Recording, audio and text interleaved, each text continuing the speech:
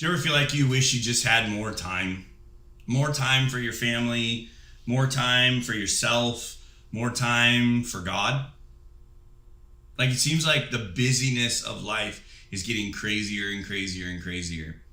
And for a while there, especially, the last 2 years, 2020, 2021, even though the world was crazy, we were sort of forced to slow down and, reevaluate and make priorities and shift the way we see our world and the way we see ourselves ever so slightly.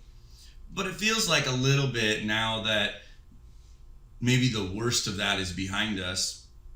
Even though 2022 has not been all that great, we've kind of gotten to the habit of speeding back up again, haven't we? Now, again, there's nothing wrong with going and doing and being, but at what expense?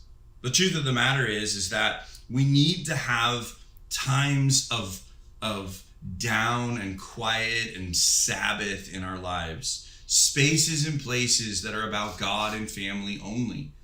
And there's something about that that's powerful. In fact, if you go all the way back to the creation story, God creates the heaven and the earth in these 7 days, these 7 moments in time where he creates everything. And he says, let there be light, and let the water separate from the firmament, and let the oceans be, and the fish and the animals and Adam and Eve and all the deal, right?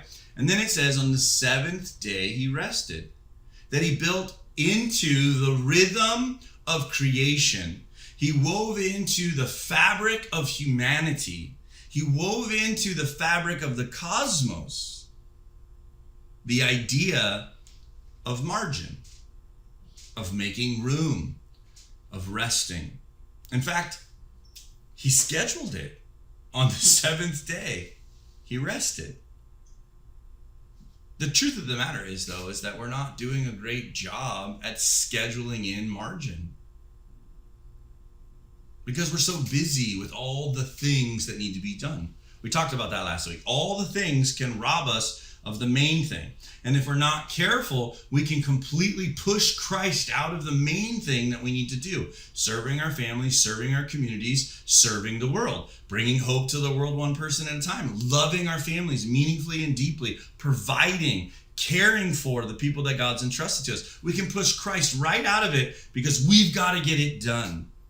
Unless we schedule in room, margin, Sabbath, space.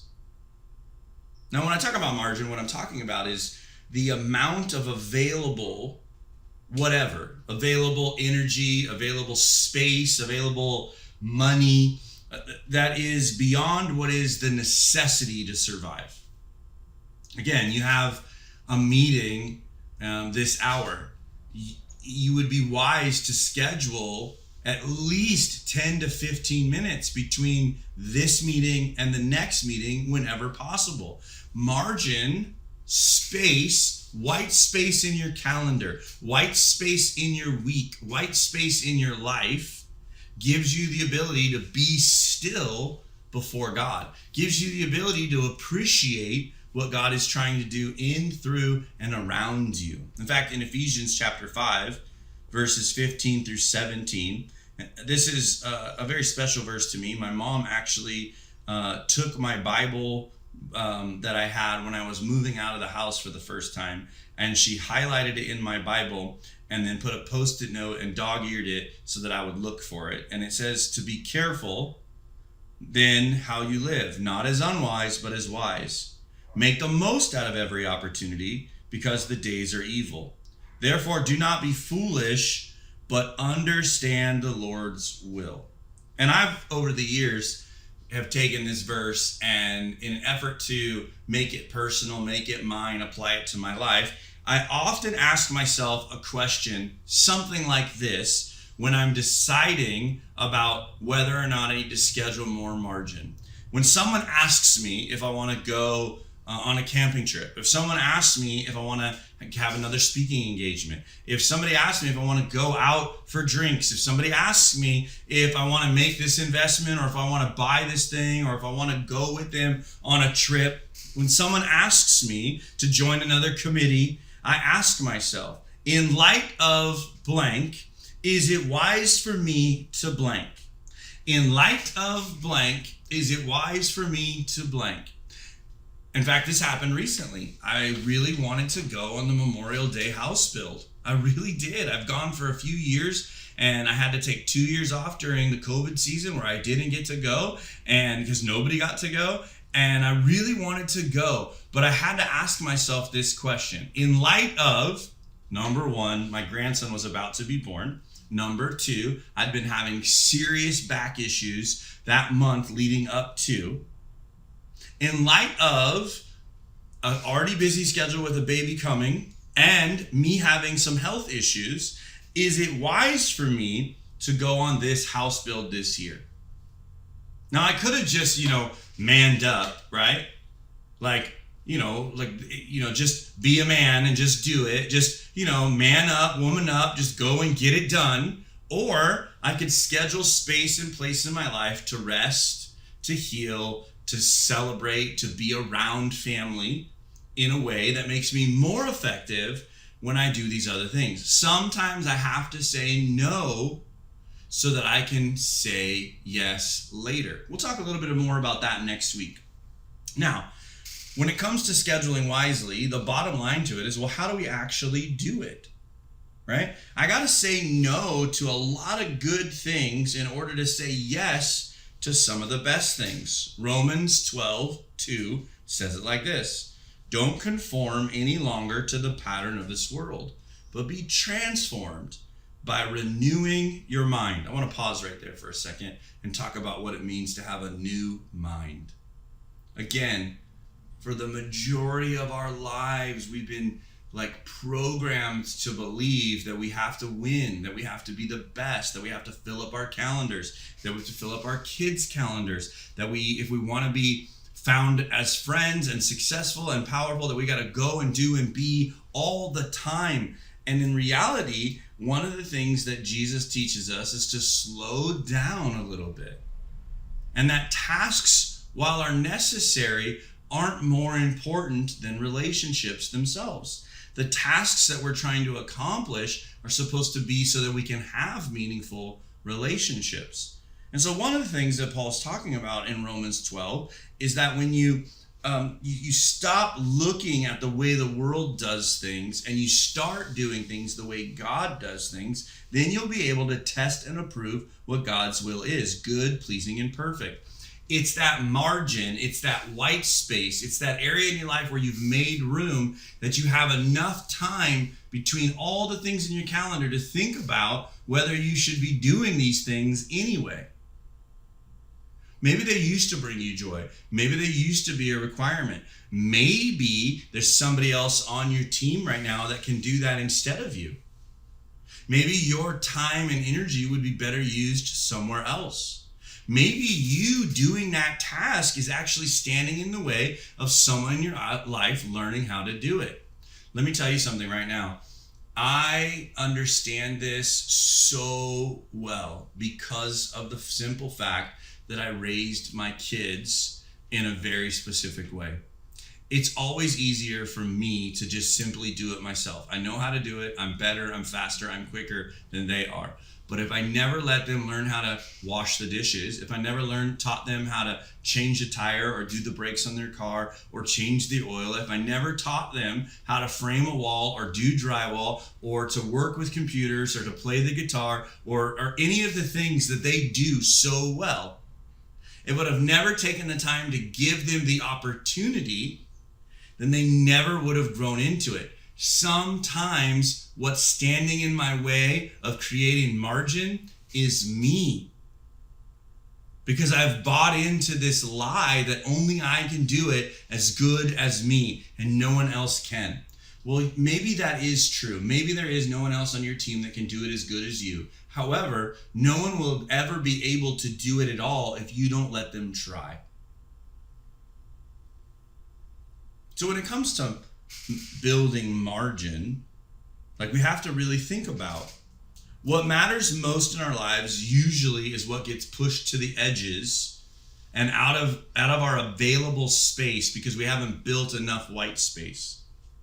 What do I mean by that? Well, the first thing to go when you're running on empty, the first thing to go when you don't have margin, the first thing to go when your calendar's spread too thin is your intimate time with God.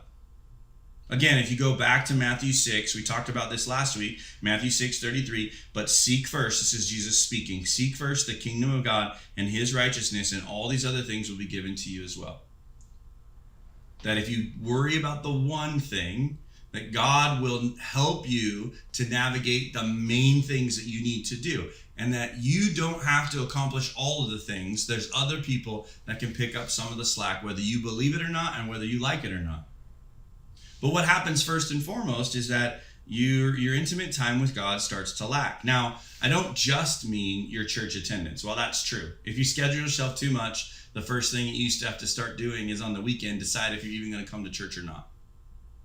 Now, whether it's online or in person, it's easy for us to stop being the church and just attending church. If you're watching right now and you're watching online simply because your life's been got so busy that you don't have time to be in a church community or to serve your community, then you're missing the point of what online church is all about. Online church is just a way for you, wherever you are, to be the community. We call online church Hope at Home for a reason. I'm hoping and praying that you're bringing hope to the world one person at a time, that you're catching the vision of, I need to build space in my life to build enough relationship with my neighbors that I can have them over on a Thursday night and we can watch this 18, 20-minute video together before dinner and talk about it over our meal. That actually is being the church, not as a substitute for my busy life to just get some sort of Holy Spirit inoculation. Are you with me? I know that's tough. I know that's harsh, but it is reality. You're supposed to be in community and do life with other people. So when I talk about that intimacy, I'm talking about your personal prayer time. I'm talking about you serving your family. I'm talking about you walking in kindness and love and compassion. The first thing that happens to me when I'm busy I get stressed. When I'm stressed, I am not patient. Right? This happens all the time, right? Like when I'm hungry, angry, lonely, or tired, I can be not a very nice person. Halt. That's when I need to go, whoa, stop, do something else. Hungry, angry, lonely, and tired. And so that time with God helps fill me up because you can't give away what you don't have. And so if you're running on empty or you're living life with no margin, no space, no room for you to think, no room for you to pray, no room for you to do anything other than just grit your teeth and bear it, then the intimate relationship with God gets affected. And you know what that really affects meaningfully and deeply in a negative way? Your intimate relationship with everyone else. Times of rest have to become intentional, right? So intentional times of rest are missing in our lives. Sabbath rest. Now, I know that word Sabbath can be complicated for a lot of people because there's a whole conversation about, well, is it Saturday? Is it Sunday? And what if I work at a church? Then when does my Sabbath happen? Listen, that word Sabbath is the idea of building into the fabric of life times to just slow down and to be with God and to be with your people. Love God with all of your heart, mind, soul, and strength. Love your neighbor as yourself. To rest in the simple command of love God and love others. But sometimes you have to build Sabbath moments.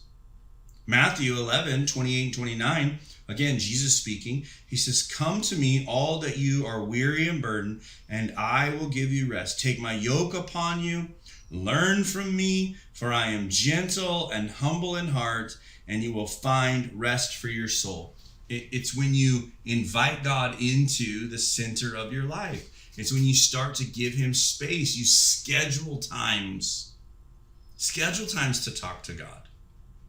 Schedule times to read your Bible. Schedule times to bring your family to a worship experience together. Schedule times to be and just be family with no agenda.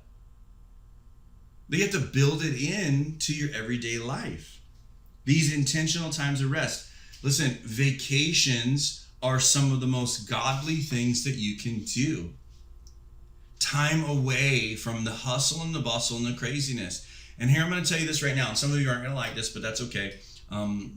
Sometimes your vacations are not vacations. They're work trips. And sometimes your vacations are not vacations because you fill up the itinerary so hard that you come back from your vacation and you need a vacation. Times of rest are super important. You need to rest regularly. You need to Sabbath weekly. You need to go on retreat as often as possible. And these are powerful moments. I'm reminded of the prophet Elijah. And when the prophet Elijah was feeling stressed out and life was painful and everything was falling apart in his life, and he was actually running away from his calling and his ministry in his life, and he laid down and fell asleep. And an angel woke him up with a jar of water and some heavenly bread that was prepared by those angels.